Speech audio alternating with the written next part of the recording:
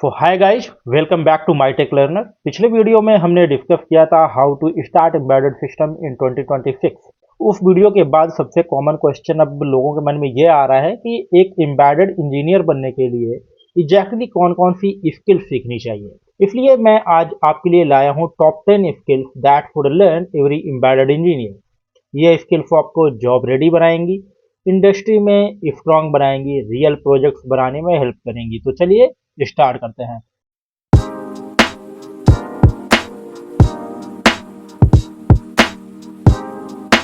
Skill number 1, C programming. सबसे पहले और सबसे कॉमन जो इम्पोर्टेंट स्किल है वो है सी प्रोग्रामिंग।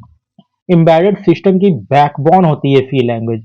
आपको स्ट्रांग होना चाहिए इन टॉपिक्स में, जैसे कि variables, functions, pointers, arrays, structures and a bit manipulation. 90% embedded firmware आज भी एम्बेडेड सी या फिर सी लैंग्वेज में लिखे जाते हैं। अगर आप सी में वीक हो तो आप एक स्ट्रॉन्ग एम्बेडेड इंजीनियर कभी नहीं बन सकते। तो फर्स्ट प्रायोरिटी, सी लैंग्वेज को प्रिपेयर करें, सी लैंग्वेज पर एक्सपर्टाइज हासिल करें। इसके बाद अगर हम दूसरी स्किल की बात करते हैं तो माइक्रो कंट्रोलर्स की स्किल। माइक्रो कंट्रोलर आर्किटेक्चर क्या होते हैं, आपको समझना चाहिए कि माइक्रो कंट्रोलर आर्किटेक्चर में जीपीआईओ पिन्स क्या होते हैं। GPIO is general purpose input output pin. Timers क्या होते हैं, कितने तरह के टाइमर्स यूज होते हैं। इंटरप्ट क्या होते हैं, एडीसी, डीएसी क्या है एक्चुअली में। एडीसी, डीएसी, एडीसी का मतलब होता है एनालॉग टू डिजिटल कन्वर्टर और डीएसी का मतलब होता है डिजिटल टू एनालॉग कन्वर्टर। तो ये क्या है, कैसे काम करते हैं, ये सब कुछ आपको सीखने को मिलेगा जब आप माइक्रो कंट्रोलर आर्किटेक्चर के बारे में प्रॉपरली सीखेंगे। पीडब्ल्यूएम क्या होता है, पीडब्ल्यूएम का मतलब होता है पल्स विद मॉड्यूलेशन, और पीडब्ल्यूएम कैसे काम करता है, इन सारी चीजों के बारे में आपको सीखना चाहिए। स्किल नंबर 3, प्लेटफॉर्म्स के बारे में आपको पता होना चाहिए कि कौन कौन से प्लेटफॉर्म्स है। आर्डिनो के लिए जैसे कि आर्डिनो आईडी प्लेटफॉर्म है। आईडी का मतलब होता है इंटीग्रेटेड डेवलपमेंट एनवायरनमेंट, जहां पर आपको एक ऐसा एनवायरनमेंट दिया जाता है जहां पर आप कोड को लिख पाते हैं, कोड को कंपाइल कर पाते हैं, डिबग कर पाते हैं, अपने फर्मवेयर को अपलोड कर पाते हैं अपने माइक्रो कंट्रोलर पर। या फिर अगर आप हार्डवेयर से हट करके भी सॉफ्टवेयर इंडस्ट्री पर भी आप प्रोग्राम लिखते हैं, कुछ सॉफ्टवेयर बना रहे हैं, तो वहां पर भी आईडी यूज होती है। Suppose that VS code use होता है। वीएस कोड के अंदर आप एक इंस्टॉल कर सकते हैं platform IO. Platform IO extension का यूज करके आप एम्बेडेड की कोडिंग को विजुअल स्टूडियो कोड के अंदर भी कर सकते हैं एक प्रोफेशनल लेवल पर। और प्लेटफॉर्म आईओ पर आप आर्डिनो पर कोडिंग कर सकते हैं, ESP32 पर कर सकते हैं, STM32 पर भी कोडिंग कर सकते हैं।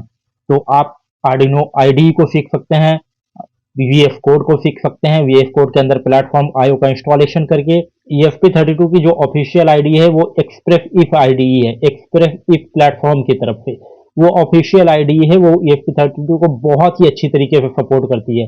तो आप उसको सीख सकते हैं अगर आप ESP32 पर IoT पर अपना कैरियर बनाना चाहते हैं तो।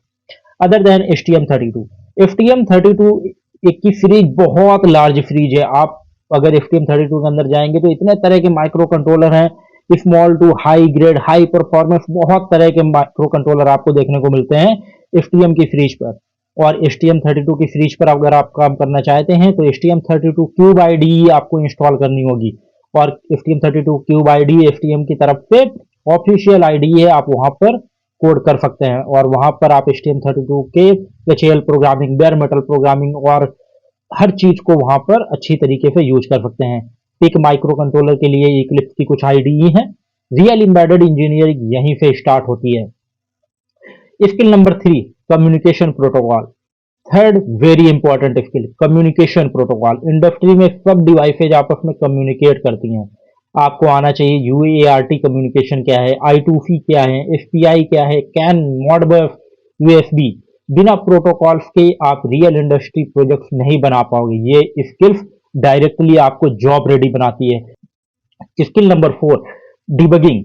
फोर्थ स्किल वेरी इंपॉर्टेंट, एक एम्बेडेड इंजीनियर का 50% काम होता है डिबगिंग। आपको सीखना चाहिए serial debugging, breakout, logic analyser, oscilloscope, J tag, FW debugging.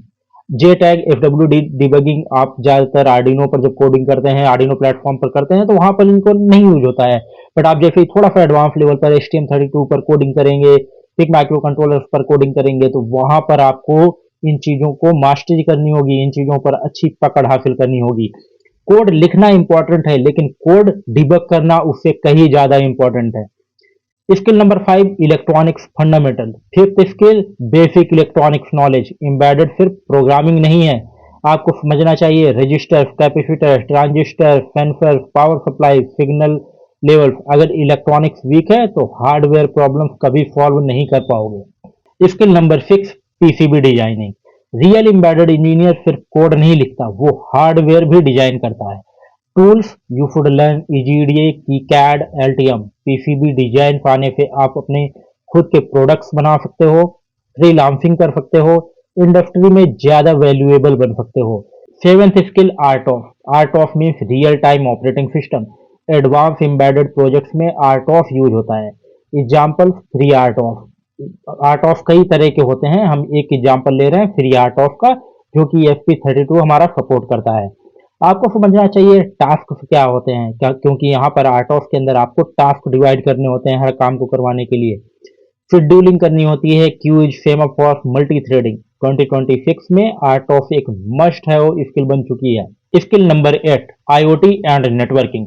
IoT and connectivity, आजकल ऑलमोस्ट हर डिवाइस कनेक्ट होती है। आपको आना चाहिए wifi, Bluetooth, MQTT, HTTP, cloud platform, ESP जैसे कंट्रोलर के साथ आप IoT devices, smart products, remote monitoring system बनाना बहुत इंपॉर्टेंट स्किल है। इसके बाद अगर हम बात करें तो version control, skill number 9, git and GitHub. ये टेक्निकल स्किल कम लगती है लेकिन प्रोफेशनल लाइफ में बहुत इंपॉर्टेंट होती है। आपको आना चाहिए git, GitHub, code management, collaboration. Companies में बिना गिट के काम ही नहीं होता है। ज्यादातर जब टीम के साथ में काम होता है तो गिट के अंदर काम करना पड़ता है, आपको गिट के साथ काम करना पड़ता है। Skill number 10, problem solving. It is a very important skill. इसको सब लोग कॉमन नॉन टेक्निकल स्किल बोलते हैं, लेकिन एम्बेडेड इंजीनियरिंग में हार्डवेयर फेल होगा, कोड में बग्स आएंगे, सेंसर गलत डेटा देंगे, आपको लॉजिक सोचना होगा, इश्यूज एनालाइज करने होंगे, रूट कॉज फाइंड करना होगा। आपको आना चाहिए, गुड एम्बेडेड इंजीनियर वो होता है जो प्रॉब्लम्स को सॉल्व कर सके। बिना प्रॉब्लम के सॉल्व किए आप एक अच्छे एम्बेडेड इंजीनियर नहीं बन सकते हैं। और एक नोट या फिर इंपॉर्टेंट पॉइंट जो मैं आपको बताना चाहता हूं, आपको डॉक्यूमेंटेशन को रीड करना आना चाहिए। जब आप एक डॉक्यूमेंटेशन को अच्छी तरीके से रीड करना सीख जाते हैं, तभी आप एक अच्छे एम्बेडेड या फिर आईओटी या फिर एक हार्डवेयर से रिलेटेड जो भी आप फील्ड पर हैं, एम्बेडेड फील्ड पर हैं, तभी आप एक अच्छे इंजीनियर बन पाते हैं। क्योंकि डॉक्यूमेंटेशन ही वो डॉक्स है, वो डॉक्यूमेंट है जिसको रीड करके आप ज्यादातर कंपोनेंट्स के साथ में काम कर पाएंगे। बिना डॉक्यूमेंट को रीड किए आप ज्यादातर चीजों के साथ में काम नहीं कर पाएंगे। आप वीडियोज के भरोसे रहेंगे, कुछ आर्टिकल्स के भरोसे रहेंगे, आप एक हद तक, एक लिमिट तक काम कर पाएंगे। पर आपको बहुत ही अच्छी तरीके से अगर किसी चीज को सीखना है, किसी चीज में काम करना है, बिल्कुल डीप लर्निंग करनी है, तो आपको किसी चीज की या फिर किसी भी कंपोनेंट की डॉक्यूमेंटेशन को पढ़ना होगा।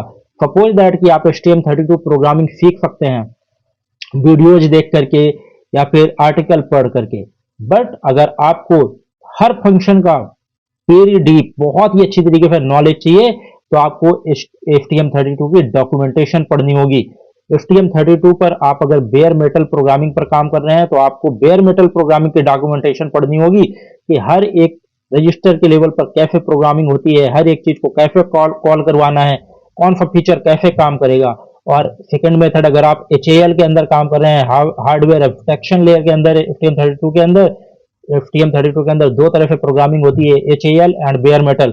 अगर आप HAL प्रोग्रामिंग पर यूज कर रहे हैं तो आपको HAL से बेस्ड डॉक्यूमेंटेशन पढ़नी होगी, तभी आपको एक अच्छी तरीके से उसका नॉलेज होगा। और हाँ, STM32 पर कुछ बोर्ड्स आपके आर्डिनो IDE को भी सपोर्ट करते हैं। सपोज दैट STM32 का न्यूक्लियो बोर्ड, जो कि आर्डिनो लेआउट पर बना हुआ है, आर्डिनो के यूनो बोर्ड के साइज के अकॉर्डिंगली बना हुआ है और वो आर्डिनो IDE पर सपोर्ट करता है। आप आर्डिनो में जो कोड करते हैं वो कोड वहां पर अपलोड कर सकते हैं और काम करवा सकते हैं। बट मैं रिकमेंड करूंगा कि आप वो करें अगर आपको HTML की कोडिंग नहीं आती है तो। बट आप एडवांस लेवल पर जाना चाहते हैं, अपने कैरियर को स्टार्ट कर रहे हैं, तो आपको धीरे धीरे अपने आप को पुशअप करना होगा और आपको हर वो स्किल डेवलप करनी होगी जो एक अच्छे एम्बेडेड इंजीनियर को आनी चाहिए। अगर आप ये 10 स्किल्स मास्टर कर लेते हो तो आप एक कंप्लीट एम्बेडेड इंजीनियर बन सकते हो।